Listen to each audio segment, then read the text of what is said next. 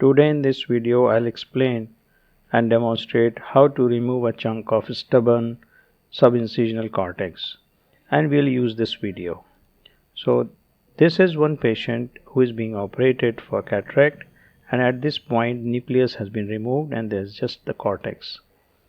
And as usual you go ahead and use the irrigation aspiration cannula to engage the cortical fibers at the rhexis border and try to pull them towards the center so as to peel them from the posterior capsule. And usually this is well done with ease, especially if hydrodissection has been good, because these fibers are entangled into each other. So once you start pulling one end, not only the posterior surface but the surrounding fibers also come into your irrigation port. However, at times when hydrodissection is not perfect, or in a situation where the subincisional or the cortex is very much adherent to the capsule, it is just not possible to easily remove it.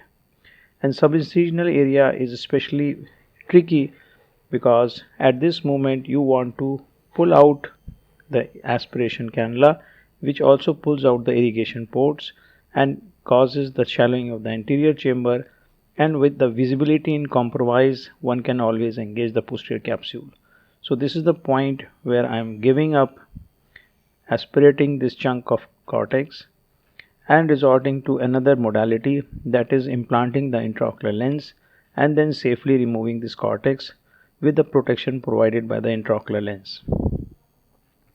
So intraocular lens can provide a very good shield for damage to the PC, because it will drape the PC so that you can go ahead and peel this cortex.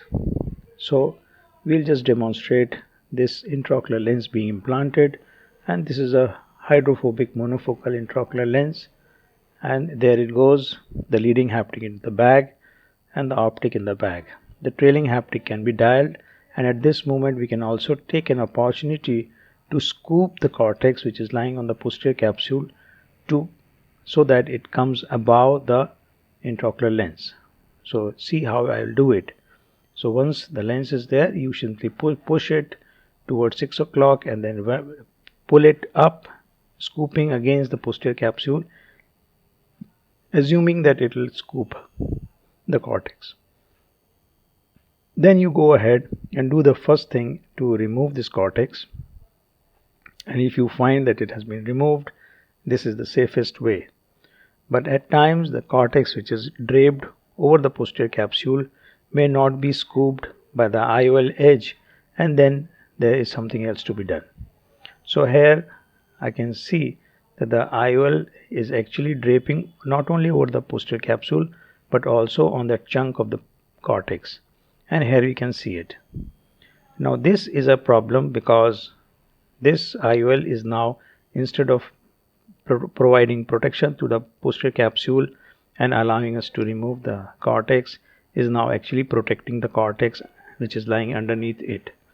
So now what you need to do is displace this IOL and then remove the cortex, and one has to take care that one has to actually reach to the posterior capsule rather than withdrawing the cannula out, so that will keep the irrigation ports inside.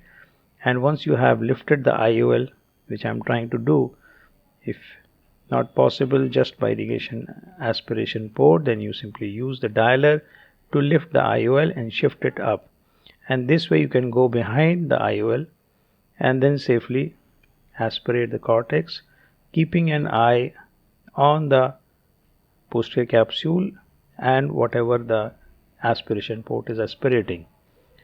This becomes a little tricky, but it has to be done, otherwise this cortex is going to get opaque the next day and you will have a patient who will have some amount of media haze in this related part. This is the post-op picture day 1, which shows media which is clear, there is no cortex retained.